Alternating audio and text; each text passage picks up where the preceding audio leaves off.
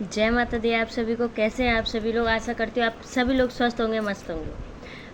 आपके लिए आज एक और महत्वपूर्ण जानकारी के साथ आप सभी लोगों के बीच आई हूँ।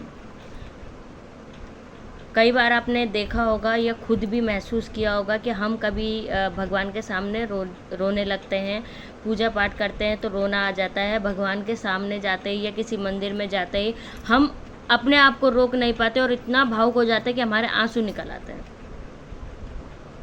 देखिए, मैं आपको यही बताने आ रखी हूँ कि भगवान पर क्या प्रभाव पड़ता है हमारे आंसुओं का, या हमारी पूजा पाठ पर क्या असर पड़ता है इन आंसुओं का।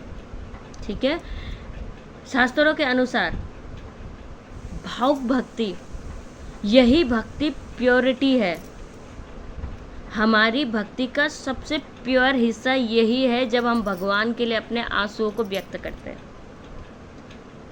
आंसू दो ही कंडीशन पे आते हैं, या तो हम बहुत ज़्यादा सुखी हैं,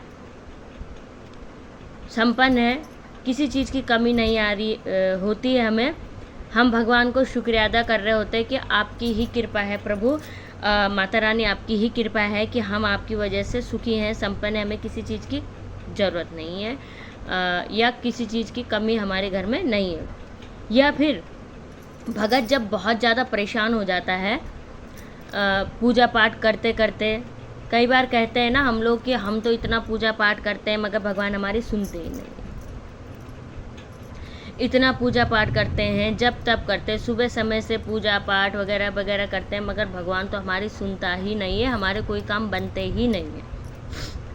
एक कंडीशन ये आ जाती है कि जब हमें लगता है कि हमारा इस दुनिया में भगवान के अलावा कोई नहीं है, समस्या इतनी गहरी होती है कि हमें कहीं रास्ता नज़र ही नहीं आता है। उस वक्त हमें सिर्फ भगवान पे ही भरोसा होता है और भगवान ही नज़र आते हैं। यह कंडीशन भी है कि हमारे आंसू भगवान के सामने गिर जाते हैं और हम खुद को रोक नहीं पाते। कई लोग रोते नहीं हैं मगर बहुत ज़्यादा परेशान होते हैं, जो दिल ही दिल में रोते हैं वो अपने आंसुओं को बाहर नहीं दिखा पाते, या किसी कंडीशन से वह बाहर नहीं दिखाना चाहते हैं। बी स्ट्रॉन्ग कि मतलब दुनियादारी को नहीं दिखाना चाहते, सिर्फ अपने भाव भगवान तक ही रखना चाहते हैं कि मैं परेशान हूँ, भगवान ही उनके भाव को, उनके आंसुओं को देख पाता है।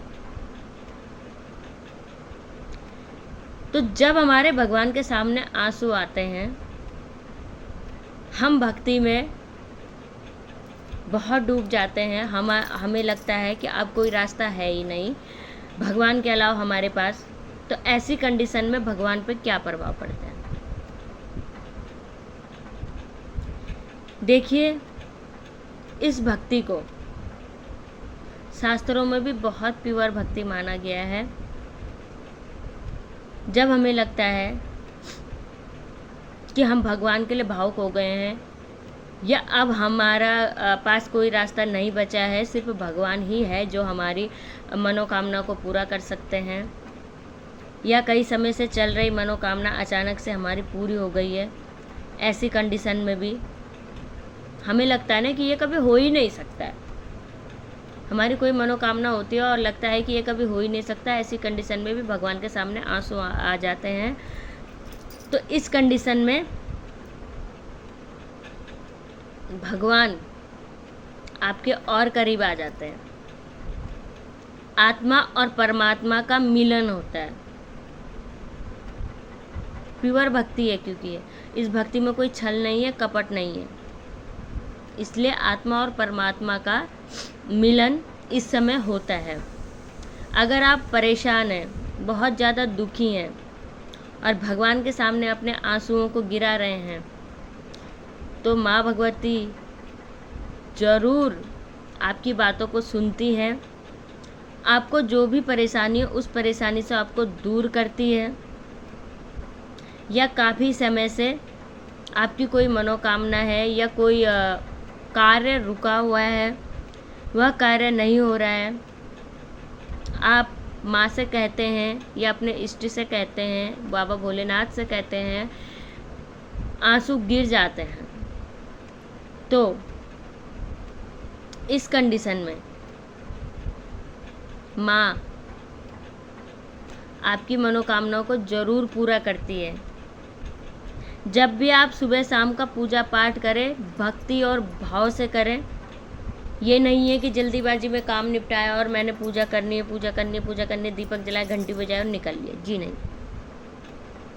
हाँ, मानती हूँ दिनचर्या बहुत व्यस्त है, मगर 5 ही मिनट निकालिए, 10 ही मिनट निकालिए, मगर भगवान के लिए अंतरात्मा से निकालिए। भगवान आपकी ज़रूर सुनेंगे। और हाँ, जीवन की एक सच्चाई जो बहुत ही महत्वपूर्ण है, दुनिया में कभी भी किसी के सामने नहीं रोना।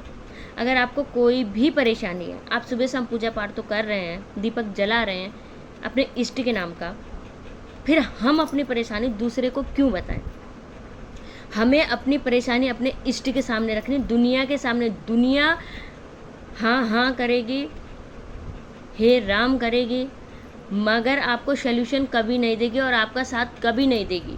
जो आपका इष्ट आपका साथ देगा, आपको इष्ट आपके सल्यूशन दे सकते हैं, वो दुनिया कभी नहीं दे सकती। इसलिए भगवान पे पूरा भरोसा रखिए और अपने चाहे अश्रुधारा हो, चाहे अंतरात्मा से रोना हो, भगवान के ही सामने रोना, दुनिया के सामने कभी मत रोना।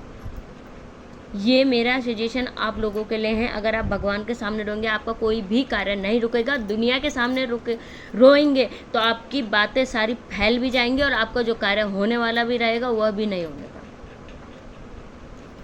तो मेन मुद्दा मेरा यही था कि भगवान पे हमारे आंसुओं का बहुत ज़्यादा फ़र्क पड़ता है। वह भी अंदर से गदगद हो जाते हैं अपने बच्चे की सहायता के लिए, और अपने बच्चे की सहायता के लिए तत्पर हो जाते हो और बहुत जल्दी अपने बच्चे की सहायता करते हैं।